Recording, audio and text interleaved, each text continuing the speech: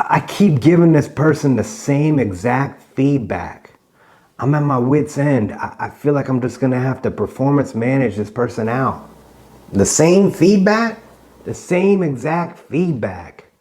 They say, okay, okay, okay, but then they just do the same thing again. Einstein famously said, insanity is doing the same thing over and over again, expecting different results. If someone is not implementing the feedback you're providing them, you need to move your feedback to the next level. We help you become a better leader. Let's go.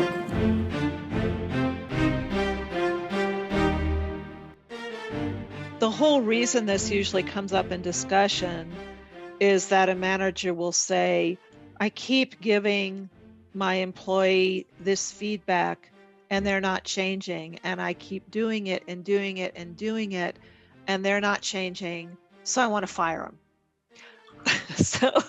So the frustration has grown and grown and grown, and the behavior that the manager is trying to correct has not changed. So there's a reason for that. And that's what you're talking about in terms of the levels of feedback. So the first time that you give someone feedback, you're giving them feedback on something concrete, something factual, some action, some behavior. You know, I saw you do this. That's not the way we do it. I need you to change that and do it this way. And obviously it's more complicated and there's a discussion, but basically it's here's what I saw, here's what needs to change. You've given feedback on this circumstance, this incident, this behavior. So we'll call that level 1 if we do it levels. So then what happens in this circumstance? So that person, the employee, continues to do the behavior you've asked them not to do. And you're observing it again and again and again. So then the second time you go in, instead of simply giving the same feedback, you say, so I gave you this feedback in the past, but I'm now seeing a pattern of behavior. You have continued to do this same thing. There's a pattern here. What's going on? Right. So you've moved it from one discrete thing to a continued pattern of behavior. Right. It ups the ante a little bit. Does it feel like it ups the ante? Yeah, the conversation changes, right? I Yeah. mean, it definitely feels like the conversation needs to change at that point. Yeah, it changes, and it changes in that now what I see is that you've said you're going to change your behavior and you haven't changed your behavior. So what's up about that really is the bottom line, right? You Right. agreed to change your behavior. I've now seen a pattern that you're not changing your behavior. What's up with that? So Yeah, and you're talking about something different. You're not talking about that action. You're now talking about this right. pattern of behavior. And this pattern of not following through on what you've said you're going to do. Because, I mean, theoretically, in that first conversation, they agreed to make a change. I mean, that's our assumption, right? Right. That they just are not changing now. They're Yeah. not And so implementing. you're like, well, hang on, you're not changing. Like, what's up with that? What's Yeah. the problem? So let's say it continues even more. Right. Well, if you think back to what I sort of said at the beginning, when you have a manager who says, I've told them this 20 times and I'm just done. I want them out of here. I'm done. What happens is after this continues, it then impacts your relationship with that person.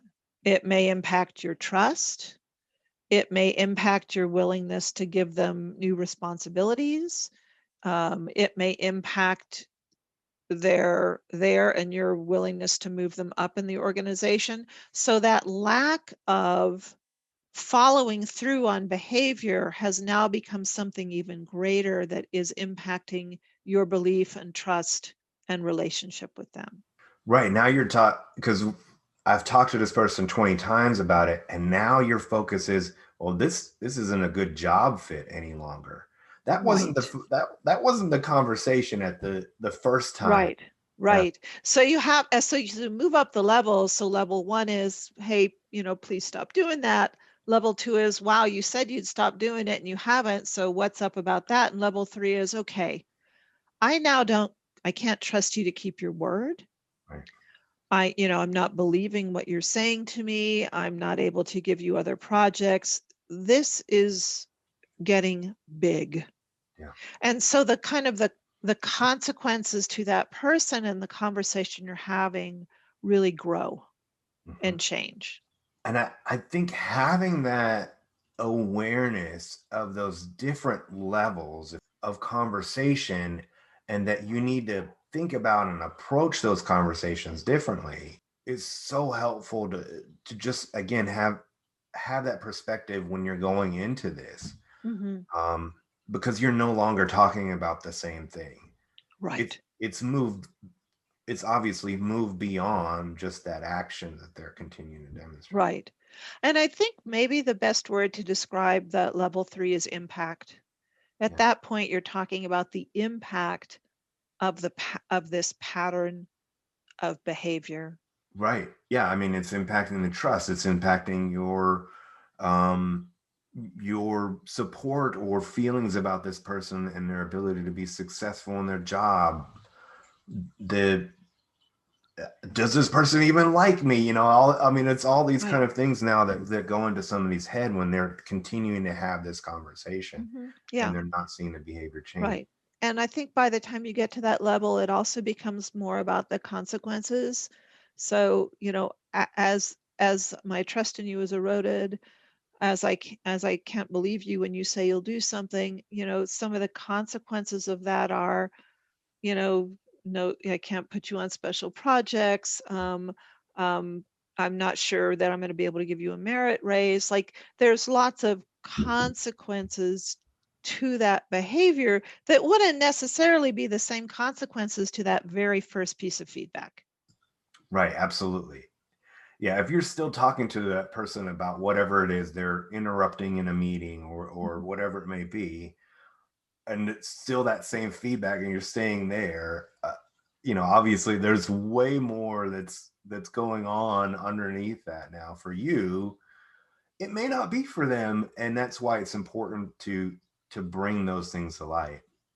I do think, Ian, yeah, to your point, that people may not be aware of the impact of their behavior or not changing their behavior. And so, part of as you level up on these conversations is making them more aware of the impact, not only on the organization and on you, but on themselves and sort of what they're doing to their career path by not making the changes that are important. I think to that point too, particularly when I think about as you would when you had shared this, and it helped me kind of see it again in levels, or at least that's how I kind of Yeah. place it. That level two then is, and I've found when I was actually applying this, it's more inquisitive. What may be going on here that is actually a barrier to you implementing this feedback or really changing this behavior? And I will say, there's been many times that I've found that actually they didn't know how to do that, right? Or they didn't know really was it what was expected of them, or maybe in a previous job this is how they always did things, or this was their relationship, and so they're just, is there actually some challenge there that they need now your help as a manager or as a coworker, peer, or as somebody who's reporting up? Maybe, I mean, even if you are having this conversation with a boss or a peer, um, doesn't mean they're perfect, and they know how to do that. So maybe this is your time to help them. I love that. And let's not forget to add in systems problems where we can ask someone to do something, but the system is forcing them to do it another way, right?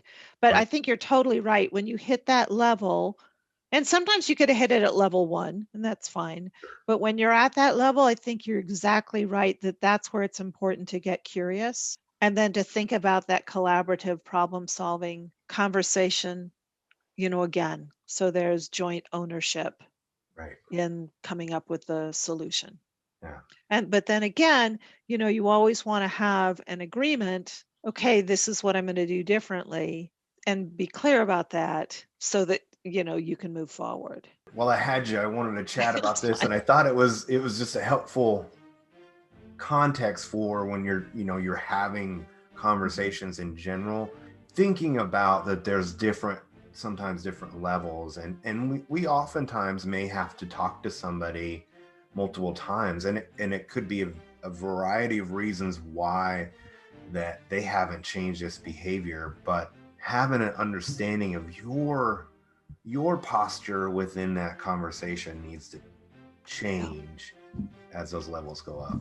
I just have to say that I wish I'd known these things when I was a manager. And that's not a joke. Like, I didn't know these things. And when I think back now to the situations that I was trying to handle, if I had known this, I think I would have done a much better job. And my people would have had a better manager. Yeah, it took me a long time to figure out the importance of these things and how that Yeah. structure works.